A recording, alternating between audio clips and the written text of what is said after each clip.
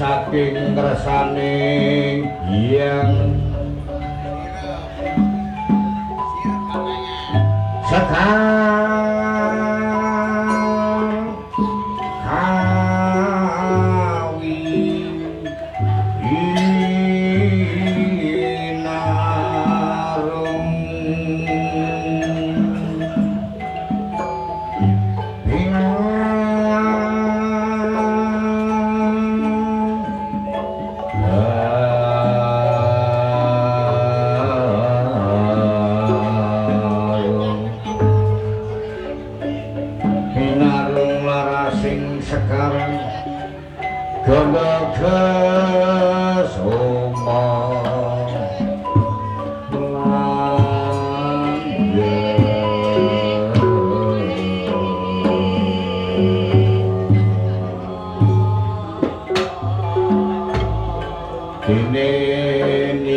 inarum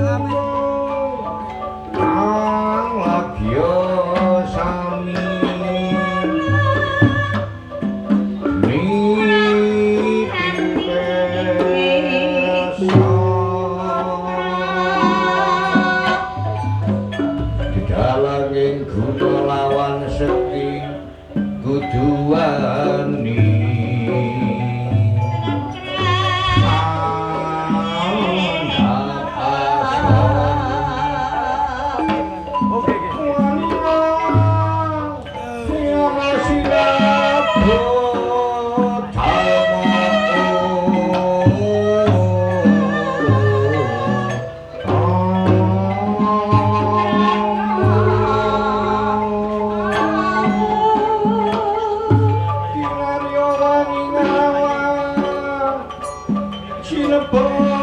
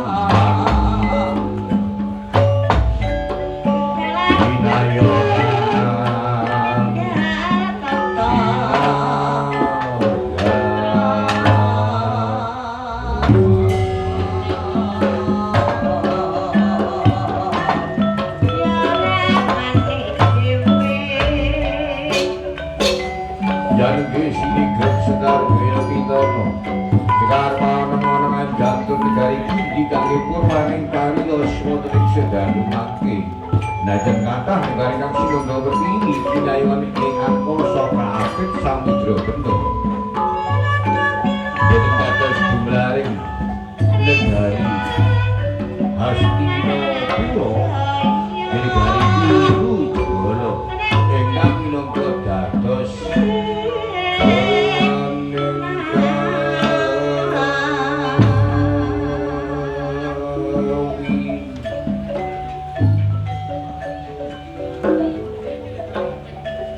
Waeka dasa Adipura Mindrada kaping sasra dawana waraning wadah eka marang sawiji adiluwih dasa 10 Purwa winan Sabta pitu minder mubeng sasra 1000 dawana jagat Ila senajan kowe negari 100 datan angsal kalih Dadene saumpamya jangkema 1000 negari boten badhe angsal sedasa. Dina patut menggapawitaning cariyos ing sedalu mangki. Ukir pasir loh benawi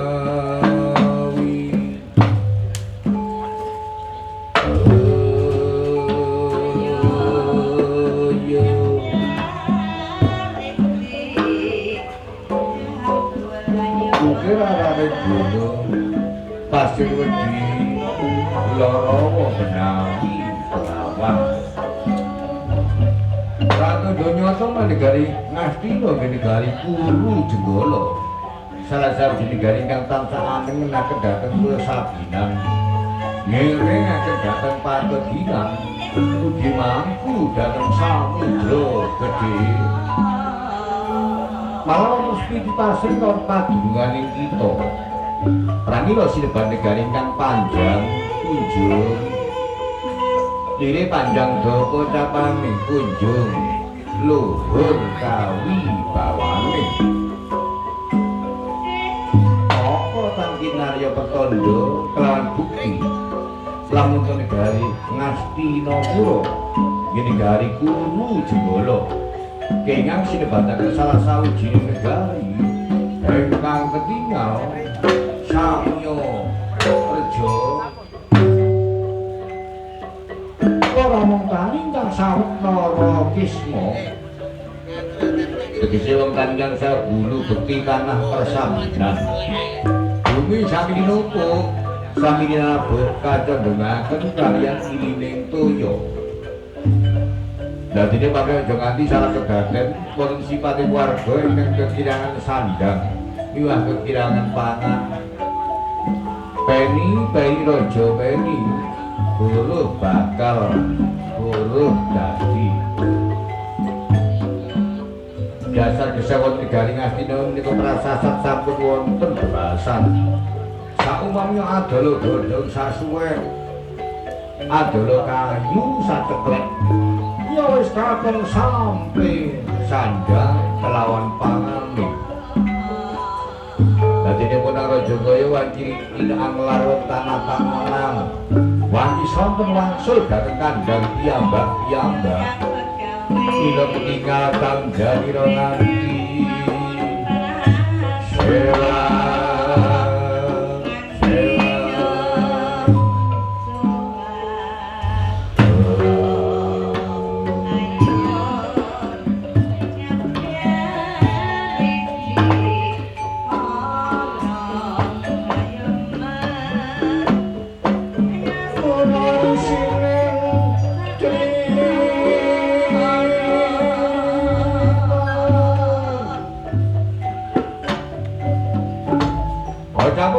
mengku dawuh keprabon negari Ngastina ana pratekaning Suradanawa rambataning kayu palmoga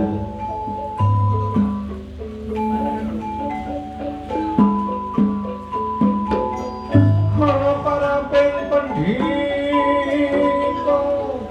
Sundara paring nama gancang paring dijuluk Jan nggih posipun ingkang murbeng alam. Lenggah wonten kursi gading dampar kencon angratuni sagung para warga sak negari Ngastina. Menika Kang Sudimastan panjenengan dijuluk Sinten Prabu Duryudana dijuluk ira. Sang Joko Pitana, nggih Sang Guru Endra, nggih Sang Desta Rastra Putra Jejulira. Pangendra ingkang ambet berbudi bawa leksana ingkang tansah mindhakaken Tanuyita, Darmayita, kelawan Sarayita. Nalika teksih timur, nalika teksih anem, piyambake demen ngolah kasurapan, remen ngolah kapanditan, karem angolah dhateng kaprajuritan. Sinang sampun Kanjeng Dewasa kenging panggulunipun pamanira.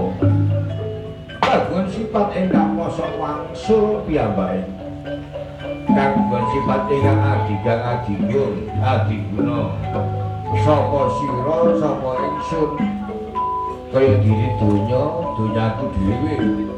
Donyane wong liya dadi darbekku. Iki mawon nami watak sifat kawanan Benyai Sang Prabu Duryudana, nggih Sang Joko Pitana.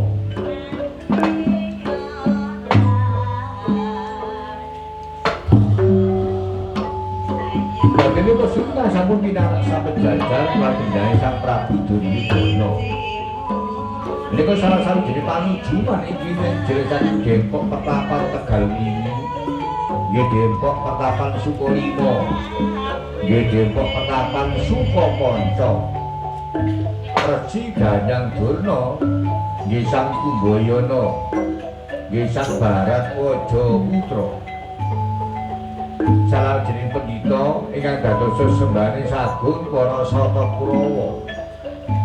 Pandhita ingkang butul kawrip bentur tapaning prasasat pandhita ingkang tansah sugeng ilmu klenik, sugeng ilmu ajian, sugeng ilmu uler-uleran, sugeng ilmu setanan, kathah ilmu setan kober kagungan, ugi kagungan ilmu setan sing boten patek kober nggih kagungan. Resi Ganyang Durna Sang Kumbayana peparakira.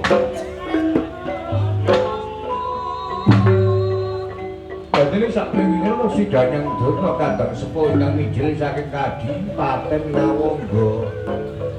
Merpati Basukarna Didik Swakarna, Raden Suryatmaja.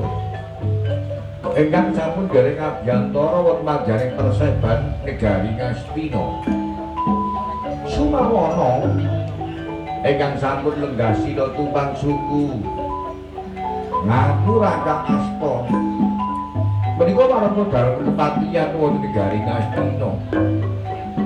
Nika pernah ingkang paman saking panjenengan Sang Prabu Duryudana, Tri Gantarwati, Harya Sekuni, Raden Suwala, Raden Gendara Desa. Ingkang minangka dados warana dalem kepatihan wonten negari Ngastina. Kanthi kinayapan para Bedara Srindi, sepaning para mantri bupati mbak jadi ketinggal.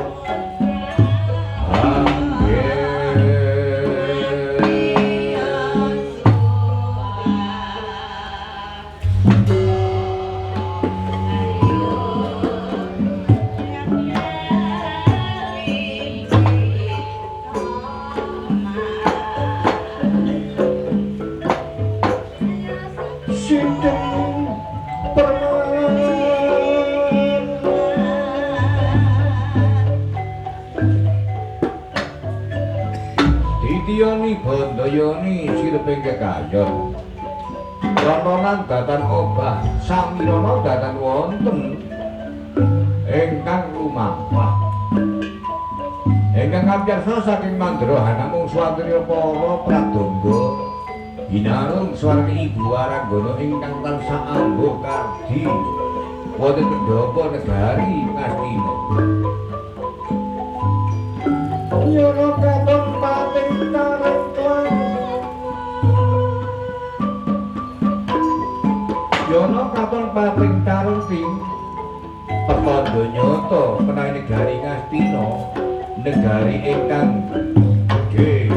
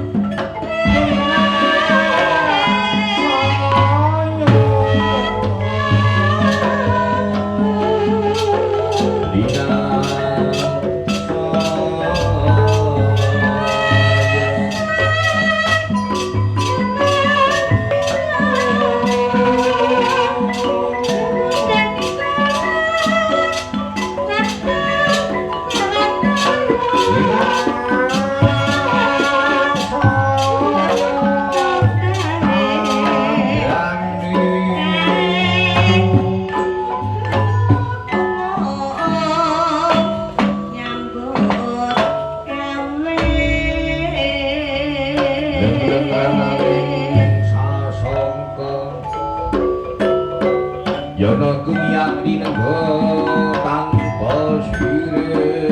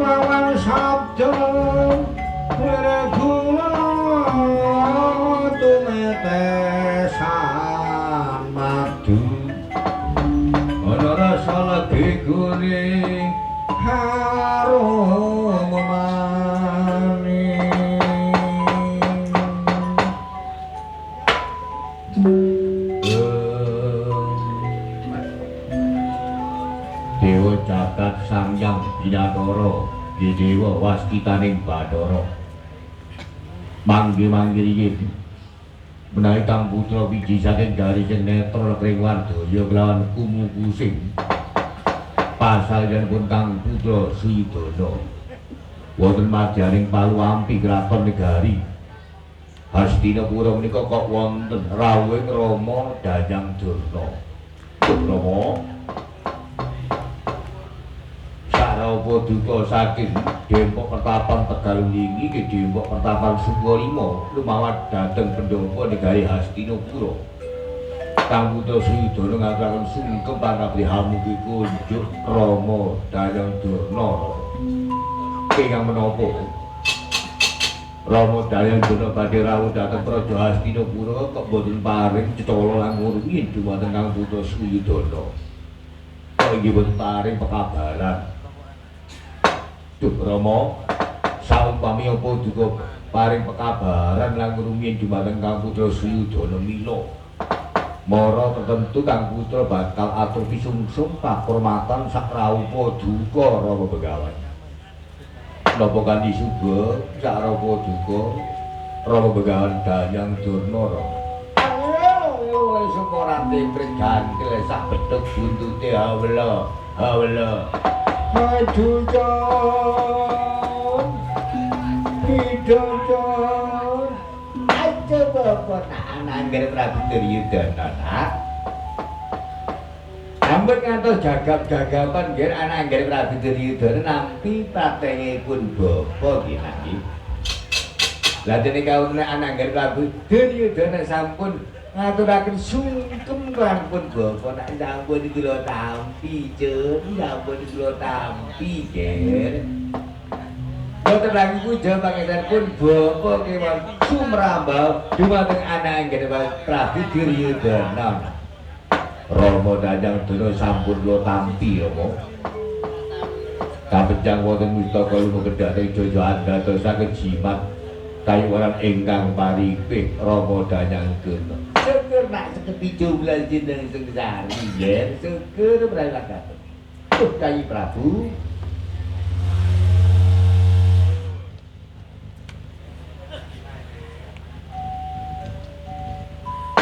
Pun raka kawon lari ugi ngaturaken salam taklim Yai anggenipun napa dumateng lumawa dhateng Praja Hastinapura mriki. Malah-malah Mbak Ayu Kara ni Dewi Surti kanthi kala nderek kitung salam dumateng Yai Danawati wonten pepungkuran Yai Prabu Duryudana ya. Ladialah Kakang Merpati Basukarna Kakang mangestaken dawuh salim taklim kula dumateng paduka kunjuk Kakang Merpati Basukarna. Mangestaken dawuh Yai Suwun monggo dipun bagakaken sagut purnayakaning praja. Boten-boten bakal wiwigati Yai anggenipun Rama pinarak wonten kraton negari Ngastina ngriki. Mangestaken dawuh pinarak Kang Prasaja.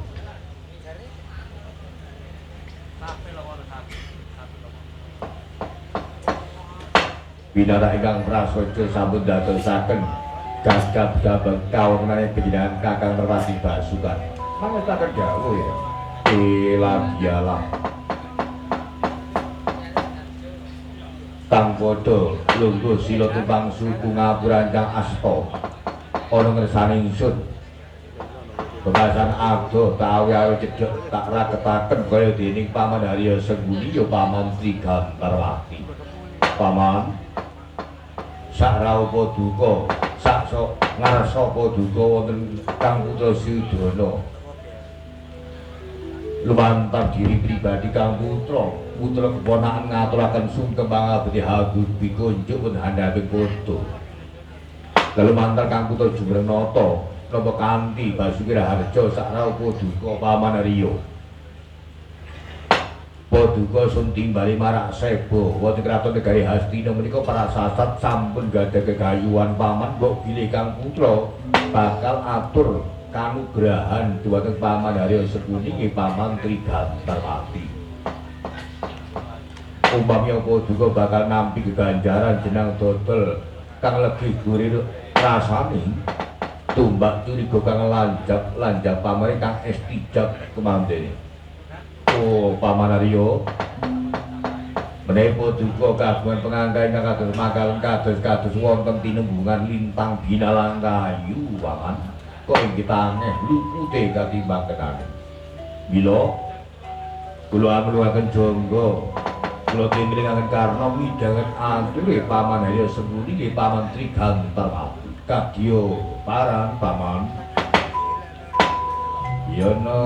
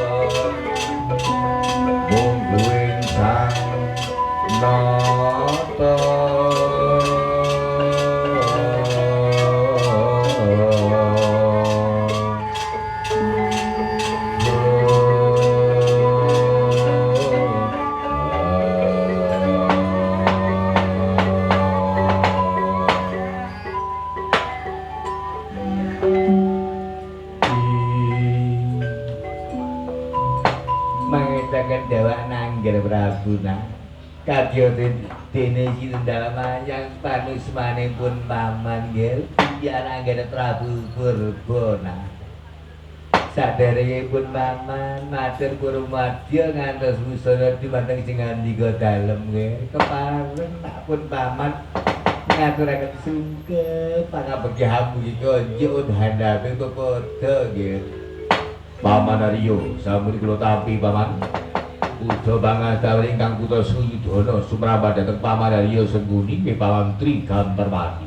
Kula tampi nggih aten kalih. Kapenjang wonten mistaka lumebet dhateng jajan andhatosaken jimat. Kayuwan ingkang parinipun paman gesang wonten alam pepadang nggih.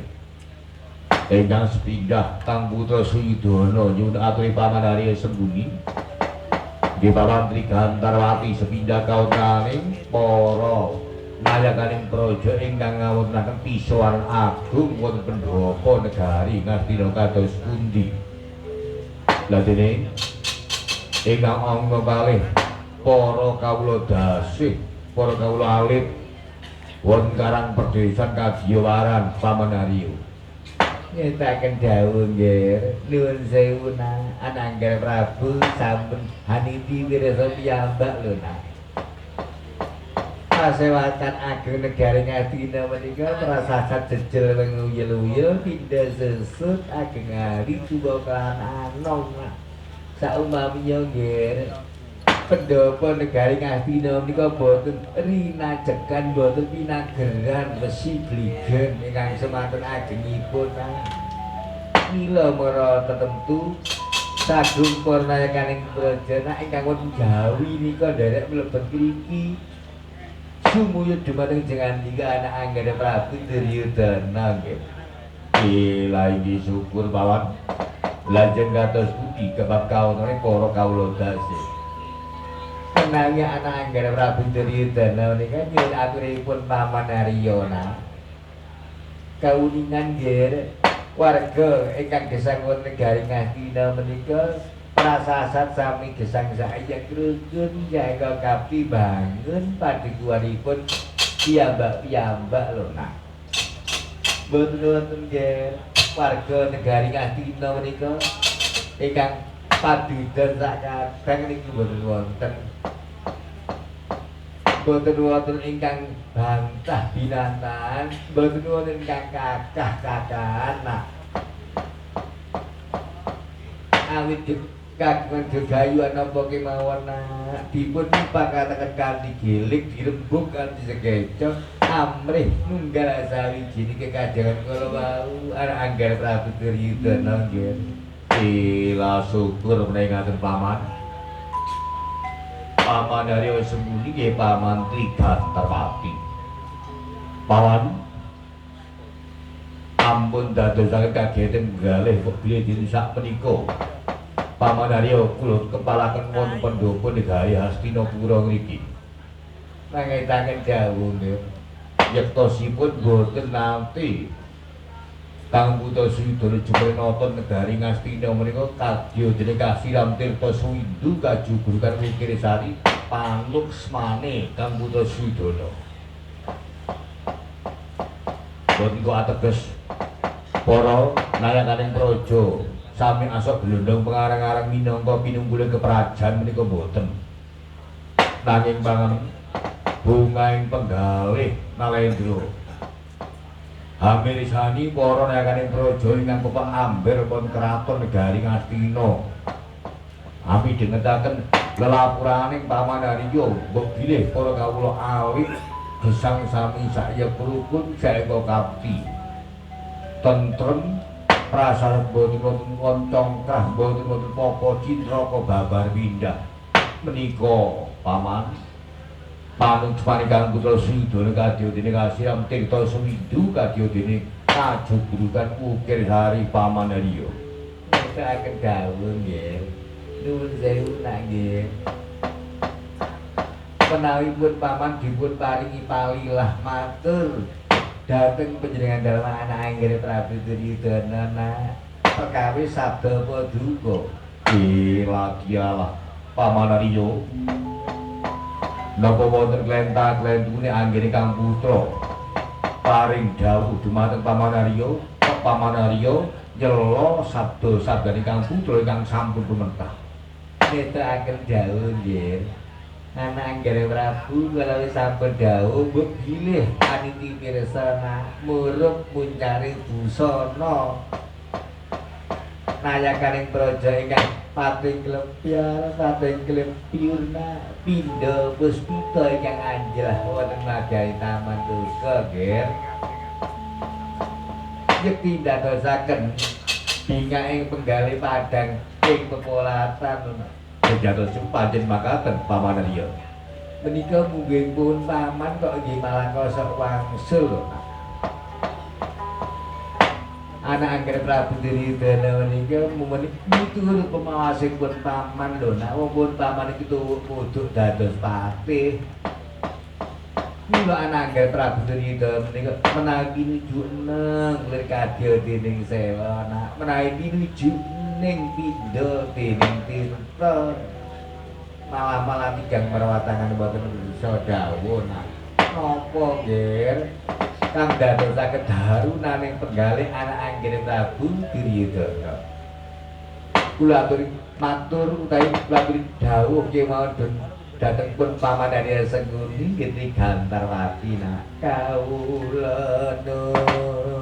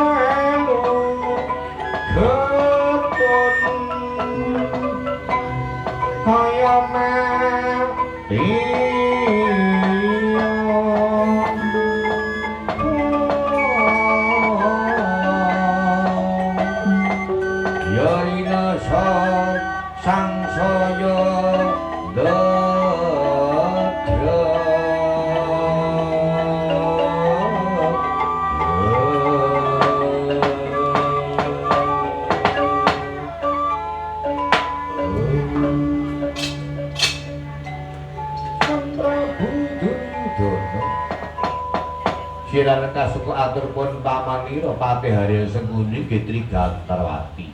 Jumlaning penggalih pindha lata ketalu tirta penggaliru. Lata majasing gegodhongan ketalu ketendang tirta bayu. Lirika dene kadhedene kayu apu ketaru ombak ing mare. Ugi pindha kawonten sungging purbengkara ingkang pinuju nyerat wonten glancang seta. Nublek mangsine blabur gegandangan penggaling sanoto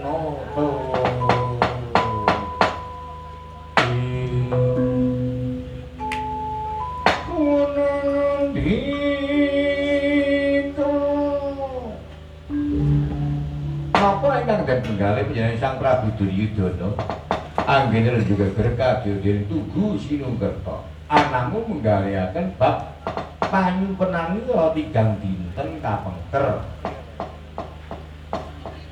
piyambake pinuju sare prasasat wanci ratri nandhang panyu penan pindha dening wangsit utawi pindha dening wisik saking Gusti kang Maha Kawasa begiling wonten cahya kang sumunar wonten sak nginggiring gunung Swelogiri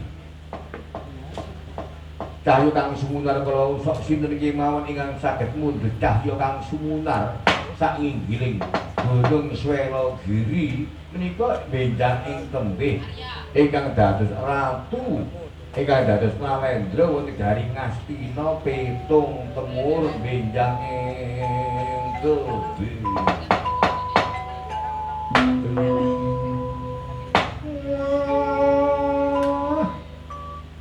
pramila prenten jeba sang Dewakrasa upami den gadah sang Anggar Jita tiasing kalbu mboten kersa dawuh tumahan dawuh ana gandha rasa arumane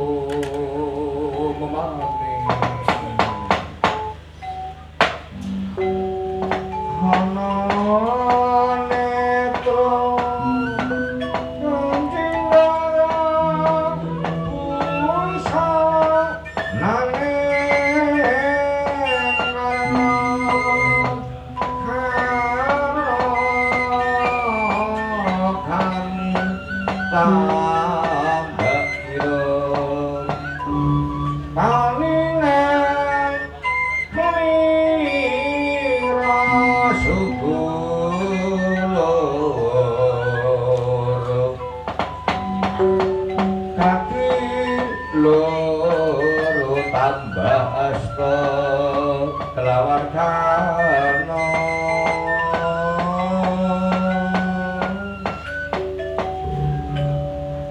watek loro minangka dadya sengkalaning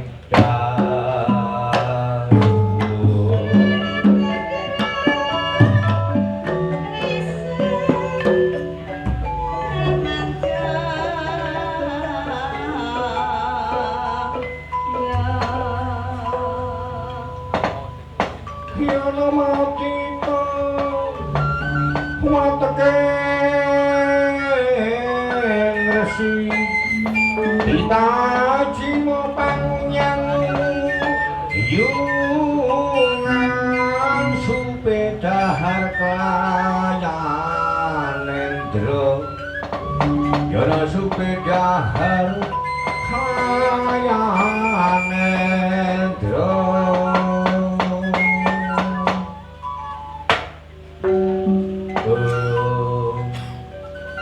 Dewa jagat sandang binatara Dewa waskitaning Bathara Paman Arya paman ngetaken dawuh nggih mbok pilih atine Paman Arya nak tuna dungkap dumateng anak Anggren Prabu Duryudana pun paman kapidana pakunjaran Barakersa nggih kapidana pati anamu nyekarah dawuh juga anak Anggren Prabu Duryudana mung bedhekipun paman menika saged babadi gumbala dhateng manawa duka nggih kang pinuju rengket saged damel kepadang dumateng manawa duka ingkang pinuju peteng nggih napa malih wonten perseban negari Ngastina wonten rawuh wane Gondel Sugari kelan anak kula Narpati Basukarna ila dialah Paman Arya paman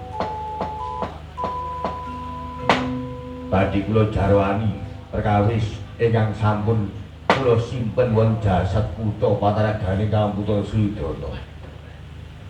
Nyatane kula simpen Paman Arya nggih anyung murung pinapa kula penggalih. Ngetaken dawuh anak Anggren Prabu nah. Ngeten nggih.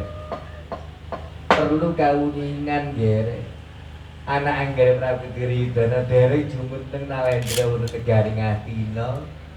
Nalika Nalendrani menika tiyang sepuh duka nak Kakang Dastarata pun paman iki sampun dadi patih. Sinareng paman kaonan Kakang Dastarata lengser keprabat besar keprabat dipun pasrahaken anak Anggren Prabu Duryudana. Paman nggih pancet drejet dados patih lho. Mila pun paman saking anyung ngurupi menawi wonten Nalendra sesembahan kula niku nandhang sungkawa ing penggalih. Dialah Paman Arya mangedaken dawuh paman. Rakyat ngene sewane Gondel Sugari. Niki muni pancen kaya ngono. Anak Anggren Prabu Duryudana nggih. Terus atur adi juni. Monggo anak Anggren Prabu Duryudana menika kawontenaning sesembahaning sak negara Ngastina sampun gadhah sungkawa enggalih sengkel enggalih monggo dipun blakakaken. Mbok bilihpun bapa saged ngluweri kawontenaning benang ingkang ruwet kala semanggi kanipun Raka Yayi. Yayi Prabu pun Raka lumawa dhateng Praja Ngastina menika prasasat nggih pun jagong ananging prasasat sampun tata siyaga mbeli Yayi Prabu kagungan nandhang perkawis napa kemawon pun Raka niki saged sabiyantu napa ngedadosaken wetenge penggalih Yayi Prabu Duryudana Yayi. Dialah Kakang Narpati Basukarna Rama Dayuna. Pangetaken dawuh paman sing ngetaken dawuh ya. Tigang dinten kapeker pinuju Madyane Krati Kamputa Sridana menika prasasat kadya dening nyuperna ananging mboten kok nggih nyuperna wela-wela.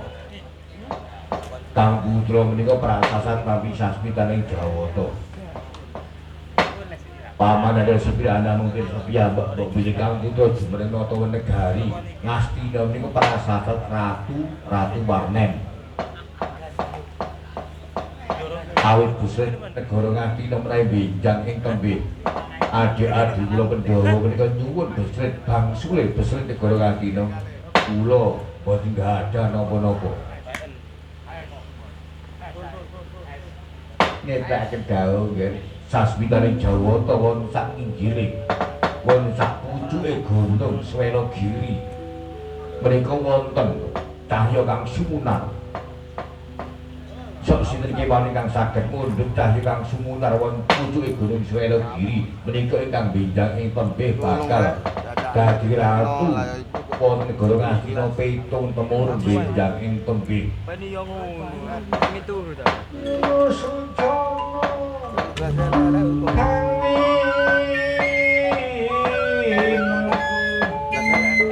Sujana semua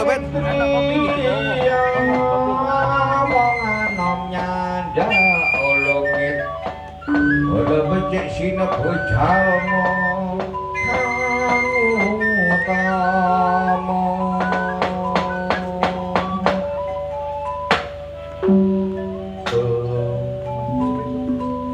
Yayi Prabu Duryudana Yayi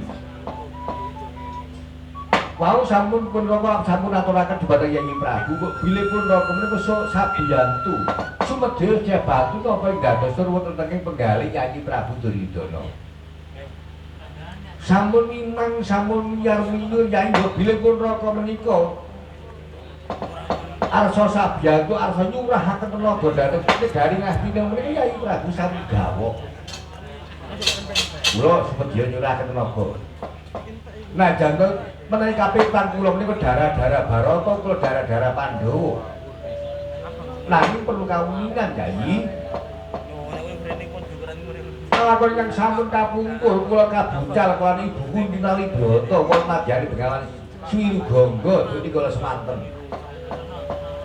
menawi ibuku Tinali Brata menika kagungan rasa tresna asih langkang kula pun Nerpati Basudarma kula boten bakal dibucal wonten ngempen utawi wonten Bengawan Swirugangga kok iki Yayi tundhane pun raka nika prasasat den temu kelawan Rama Radeya kula prasasat gesang wonten Ngawangga ingkang sakmenika dados kadipaten napa malih nalika wonten kandha-lakon adeg-adegan Senopati negari Ngastina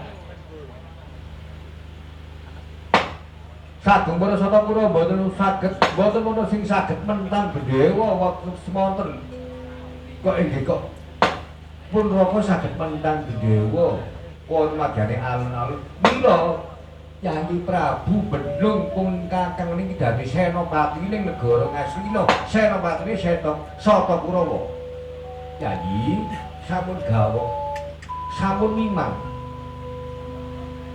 bebasan kawan lamai pecah dodo utake wedu ludira gepenga kaya ilir bleduga kaya dene awu pun kakang bakal labu-labet wonten negari Ngastina ya lho jemborate terjadi sak bedhe buntut ya Allah Allah aduh jan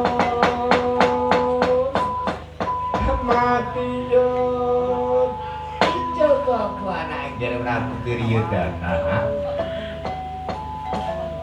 prasasat gendu seglugu sasmita kang dipuntampi anak Jare Prabu Duryudana pun bapa wali Depok Pertapan Singga 5 niku nggih nampi ya nampi sasmita ingkang sami kira sampun gumun menipun bapa ngalor ngidul beto tasbih sing kaya ngeten iki lho niki mumpet terus nak mumpet terus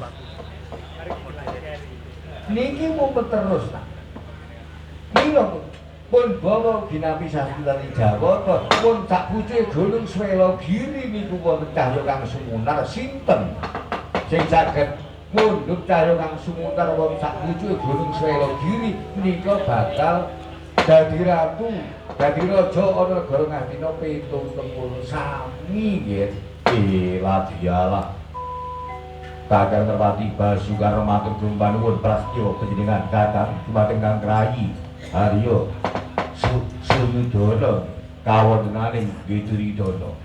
Mangke tak kedhawuh Yayi nuwun. Ugi kawunaning ngaturaken panuwun sasmita saking Rama Danyang Drona nyatane panipenak nyatane sasmitane Jawa menika nggih sami kelan Ngapura. Bila garek monggo dipun rupaka. Bila kawunaning kula ingkang badhe pinggah piyambak dhateng sak pucuke Gunung Swelogiri. Kula kepingin dadi ratu, anak turun kula dadi raja negara Ngastina ning petung temurun. Kula sing minggah dhateng pucuke Gunung Swelogiri. Nyuwun den kanthi Jagung Parasata Kurawa. Mbok bilih kang putra landang Papa Cintraka menika saged wonten ingkang paling pitulungan dhumateng kang putra Sriwidaya. Mangetaken dawuh nggih, mangetaken dawuh Angger Prabu. Pun paman sumedya ngetapaken saking Wirasabad Kurawa anak Angger badhe minggah dhateng Gunung Swelogiri wonten pucuke nggih. Mangetaken dawuh paman yo, mangetaken dawuh.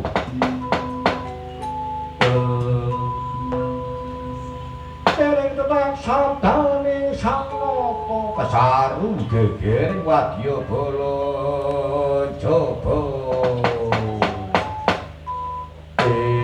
Kanca batur ana lakuning raja Jundaka waduh ana daya. Ayo disebakno wong kodhamu sik pokok remadane pasewakan. Ya, Cok, disebakno, Cok. Ya.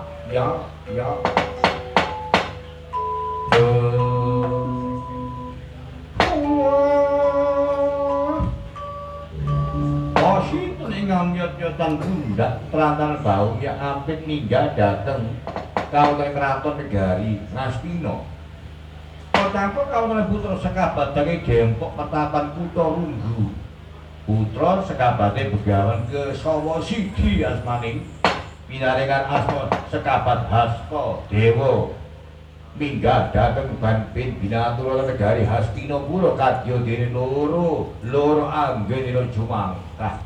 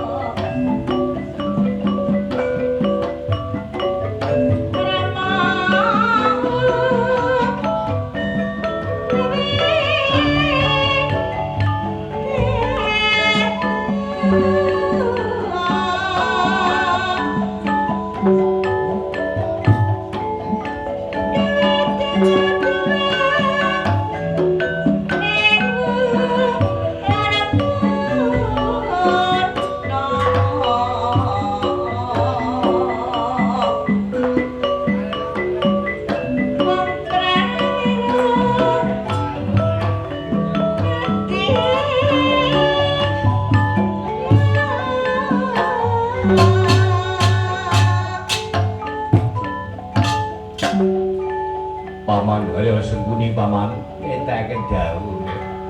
Hamil satu nyeking sagumara nayakaning praja ingkang pun Jawi. Menika prasasti wonten tamu ingkang badhe manjing dhateng pendopo negari Hastinapura paman. Mila paman Harya kula aturi pinarak wonten pepukuran ingkang putra Sriwidaya. Sampun ngantos ujiwani pasugatan napa nrima hardian anggening tamu ingkang badhe lumawat. Bendaniya paman menawi tamu menika mangke kondur anggening mahargya Sagung Parasata Kura kirang Praksila tapi kados lingsem lan putra Sridana niki ketaken dawuh nggih.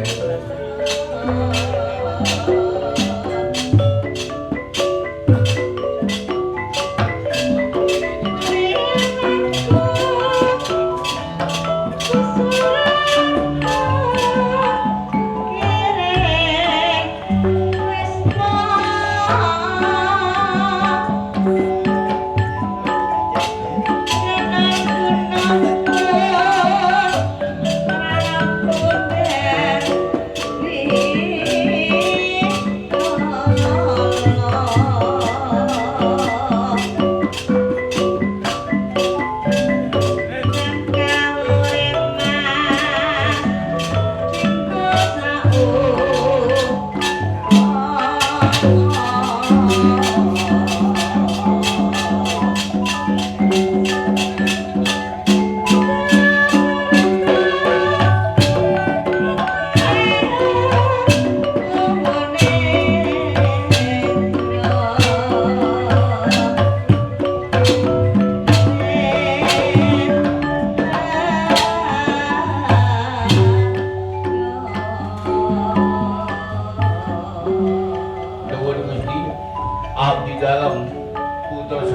saking Gempok Pertapan Kutori Runggu Sinuwun abdi dalem Sekabaning Rama Begawan ke Sanga Sidi.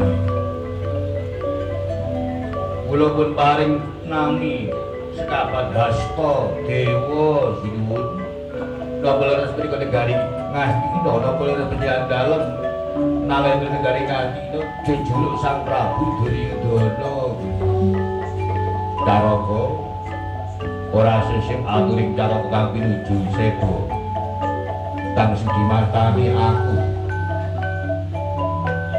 Sang Prabu Duryudana pangestu dawuh Lungguh kang prasaja pangestu dawuh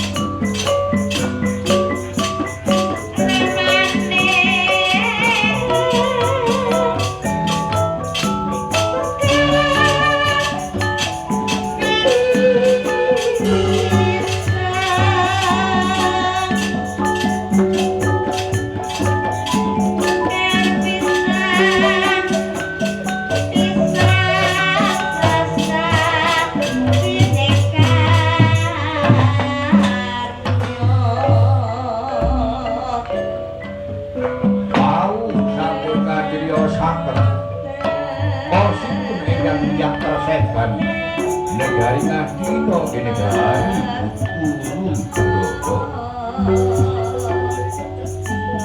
pertama-tama inggih saking Gempok Pertapan Kutha Runggu putra Sekabat kelawan Ramanira Begawan Sanga Sidi. Ing asma kauna Sekabat Hasta Dewa asmane. Dasar Candra Candane Sekabat Hasta Dewa. Prasasat Madya Yaksa Madya Kukila sampeyan. Separuh badan wujud jaluk menungso. Separuh badan malih wujud yaksa diwujud buta. Ingkang badan tengah wujud kukila diwujud manuk. Ingkang sampun saya bawa untuk negari Ngastina dadosaken Kinang Sagung Purwadyabala. Dadosaken KGT menjadi Sang Prabu Duryudana. Dadosaken menjadi Sang Prabu Duryudana. Ana prapta-praptene kanane satriya sing kawujudan kaya dene Madya Yaksa Madya Kukila sing kaya ngene. Muga-muga ora ndadekno tongkrah, ora ndadekno tintringe negara Ngastina nanging sampe ndadekno tentreme negara Ngastina. Caraka Lungguh kang prasaja caraka. Iki pangitaken dawuh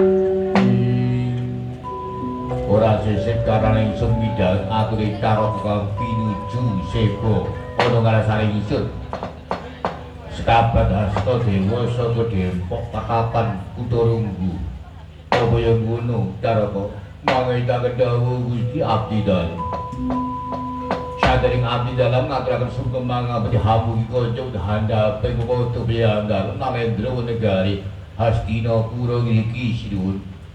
Ya, pitak trima. Hastadewa. Menokane sun eling-eling penyanyi sun ora nate maring layang undangan kelawan Ramamu Begawan. Sing Dempok Pertapan Kutorunggu. Sapa mang? Kepara Begawan sapa? Kepara Begawan Kesawa Sidi sinuwun.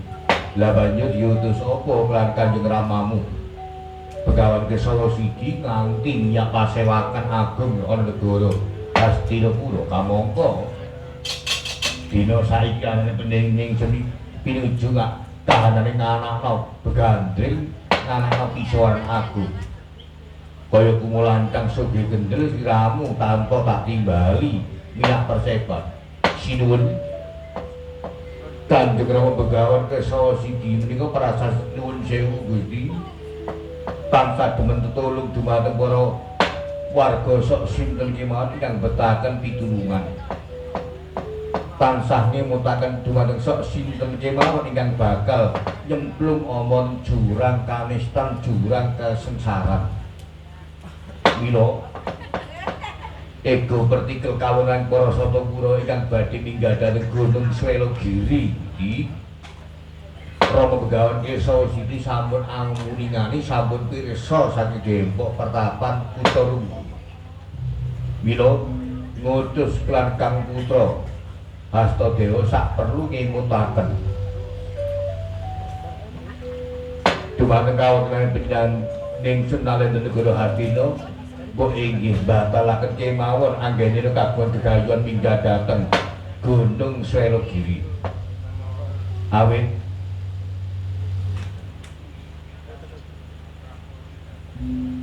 lelawan kados punapa kemawon cahya kang sumunar wonten pucuk Gunung Swelogiri menika prasasat menika saged rumasuk dhumateng satriya kang gedhek tembesing madu andana wareh. Satriya kang kagungan manah prasasat boten kagungan manah ingkang tumindak dengki iri jahil metakil dawen marang liya. Dawuh Rama Begawan menawi kawonten para Satapura menika boten bakal kanjingan cahya kang sumunar wonten pucuk Gunung Swelogiri awit Satapura kagungan tumindak prasasat ingkang adigang adigung adiguna gelem marang darbe liyan. Oleh sumurang enten gandeng sak bentuk buntute anak Angger Prabu Duryudana. Mangga dipun gelekaken ketekatan mawon sampun gugu kanane wonten tamu sing awu-awu kados makaten. Menika wonten pepalang nggih, menika pepalang. Monggo dibacetaken dan minggah dhateng Gunung Swelogiri. Basan kok palang ana aku bakal mlumpat. Kok dadungo aku bakal berot. Gelek ketekatanku munggah ana Gunung Swelogiri. Mundhut cahya kang sumunar wonten pucuke Gunung Swelogiri. Oh, menawi ngaten Gusti. Menawi paduka kula emutaken dipun emutaken rong begawan kesa siji boten kersa. Mila kula bakal kawonten montah wonten negari Ngastina. Awit kula tumindak bebener. Ngemutaken bareng kang luput, menggak bareng wadya utawi warga ingkang badhe kecemplung wonten jurang kanistan. Oh. Kaget kawenaning Sang Prabu Duryudana. Jagalan Sang Prabu Duryudana. Begawan kesa siji kuwi bandane apa? Papitane apa kok pami menggak karepku kula kahanane kaya dhewe wong liya braya sing jengkel-jengkele. Kok wani gebyur ana priyudan, wani gebyur ana lampung nalendra negara Ngastina. Apa gak kula warta dol katimun menawa negara Ngastina nu jago tawur. Kurawa satus cacahe prasasat ora bakal sabaya loro kepul kareng sabaya pati. Mono kare Dyang Ingsun sing paring perintah. Oh. Sang Prabu Duryudana jawil kelakon paman. Harya Sengkuni nggih Gantarpati tanggap ing sasmita Harya Sengkuni nggih Gantarpati. Sinareng dan jawil kelawan anak Angger Prabu Duryudana. Boten dipun timbang malih-malih lan Sengkuni paring sasmita lan cagung para sata Kurawa. Mripate ketik maring sasmita ing larak kawan sekabat hasta dewa. Ocap tanpa den rerenga sekabat hasta dewa kajagur saking wingking kelantung menggung sindu kelingan kelana jaya jiwa sinet rikadya blarak rinajar rikadya raja kaya medal dhateng alun-alun negari Ngastina.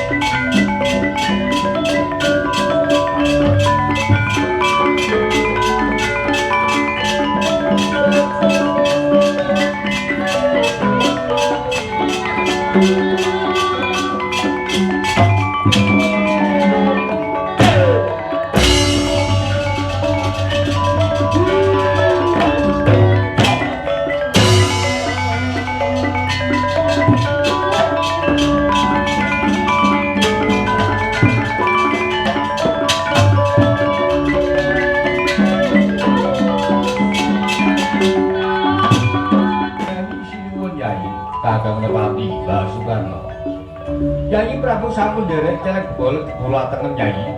Perkawis mikut kawon sekabat hasta dewa. Nggih sekabat hasta dewa kula pun cukup pasrahaken Kakang Raka yaiku kula senopatining Sata Kurawa. Ingkang atos satus Kakang Merpati basukan kantun minarak nyai.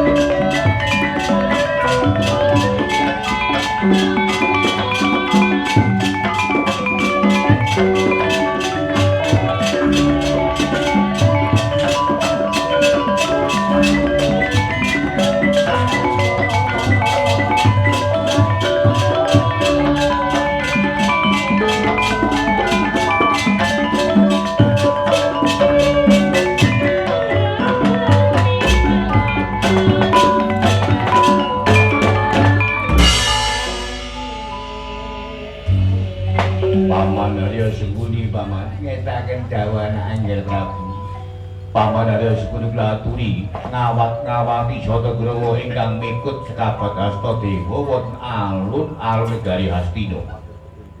Dadi Kang Putra lan Rama Danyang Durna manjing sanggar pelanggatan minta wonten kanugrahan Gusti supados anggenipun upaya ngundhut cahya kang sumunar wonten pundi Gunung Swelo Giri saged kasembadan pamanarya. Ngetaken daun sumangga nggih.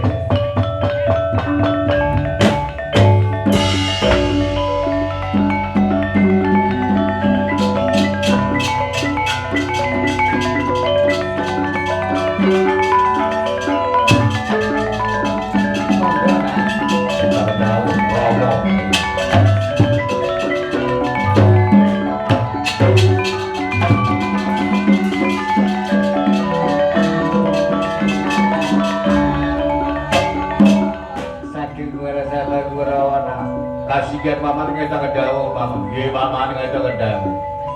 Ayo padha manjing alun-alun. Ayo dimengkut sekabat Hastadewa. Mula bukane nek jaja tumbak engko nek maju bareng ya bareng brus. Cekne tembus ana dodone sekabat Hastadewa. Aja dewi-dewi sing kene maju sing kene kae budal gak tutuk. Geser sareng kok gak padha ae.